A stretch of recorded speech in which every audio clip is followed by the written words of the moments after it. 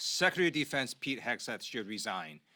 He recklessly texted operational details of military strikes, including time, place, location, and sequencing of those strikes, to a journalist. Had that information gotten to the Houthis, American pilots could have been shot down, Navy sailors could have been targeted.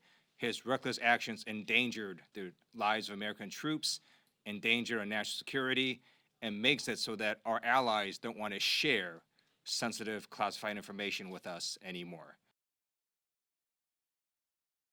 So, look, they've acknowledged that there was an error, and they're correcting it. And I would have asked the same thing of the Biden administration. I don't think anyone should have lost their job over that because an errant number, found its way onto a dialogue between leaders.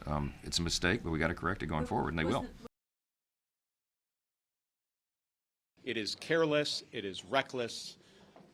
There should be an investigation, and folks need to be held accountable for this level of incompetence. Secretary of Defense should not be sharing targeting information for a strike off of an aircraft carrier and other assets. I don't even have the details of exactly what was shared, but we need to find out. This is so reckless and irresponsible. It really raises questions about Keystone cops in charge of national security. Do you want to see a congressional investigation? You know what? What's to investigate?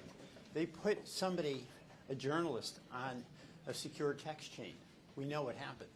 What I want is accountability. Instead of accepting responsibility outrageously, Secretary Hegseth attacked the journalist and called him deceitful. He took the deny till you die approach. Secretary Hegseth's refusal to accept responsibility yesterday was eerily similar to the way he conducted himself during the confirmation process. I fear how he will react to future moments of crisis. And again, when Pete Hegseth came before the Senate as a nominee, Democrats warned something like this could happen. These people, Secretary Hegseth and so many others, are clearly not up for the job. We warned that confirming them was dangerous, that they would behave recklessly, and unfortunately, we were right. You heard what I heard. Yeah. I don't really have anything to add to that. I just think there's going to be have to be more investigation into the facts and circumstances. I think it may be a surprise to some people that the intelligence community uses a commercial encrypted app to communicate outside of classified systems. And then there's the issue of government records. Typically there's a preservation requirement and some other requirements, and including Freedom of Information Foundation inquiries into public records. So I think we're just going to have to get to the bottom of this. This is the same crowd that regularly posts, oftentimes through Elon Musk activities, classified information.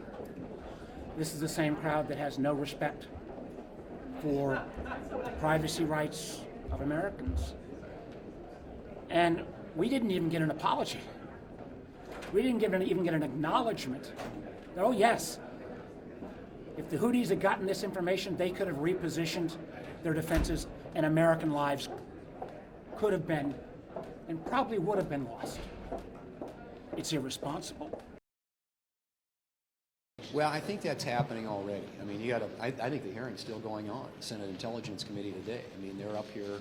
At least two of the relevant players in that conversation were in front of the Senate Intelligence Committee for a very long period of time in an open setting. And my guess is you'll probably, I suspect the Armed Services Committee may want to have some folks testify and have some of those questions answered as well. I think everybody has acknowledged, including the White House, that mistakes were made. And what we want to do is make sure that something like that doesn't happen again. Accountability. All of us knew this serving in uniform. You're responsible for everything your organization does and fails to do. At a minimum, we're calling on our Republican colleagues to share in that joint call for accountability, that there needs to be a fulsome and transparent investigation into what happened with the leakage of the information that we know about and potentially much more sensitive national security information.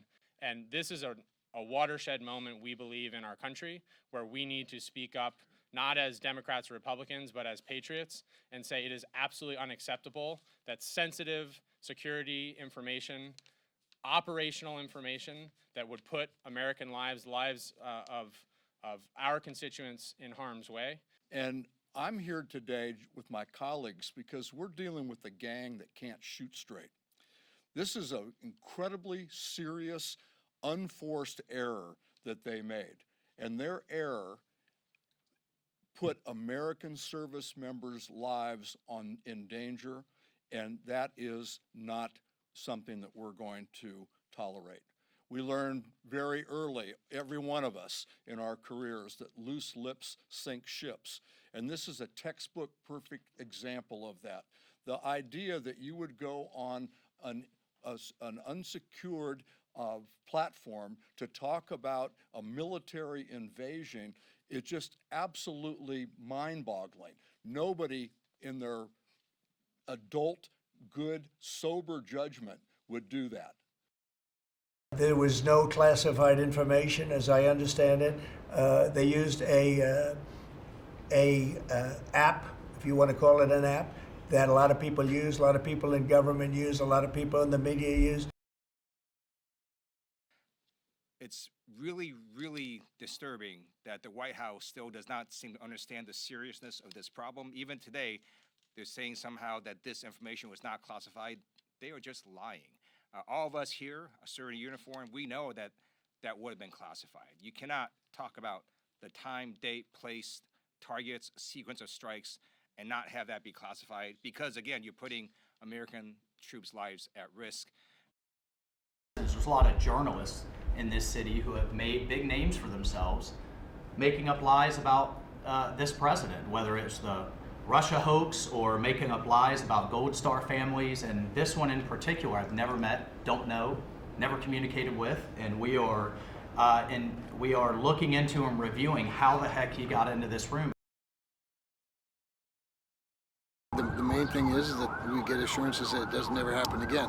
I think it's best to just confess the mistake and say that we learned a lesson and this won't happen again. Is it responsible, do you think? In hindsight, probably not. But should there be a House investigation, do you think? Yeah, I think there should be a look at procedures and so it's done properly in the future. You guys have the oversight responsibility. Should you exercise it? I mean, look, I paid attention to some of the Senate intel hearing today. I don't really think so, based on what came out of that.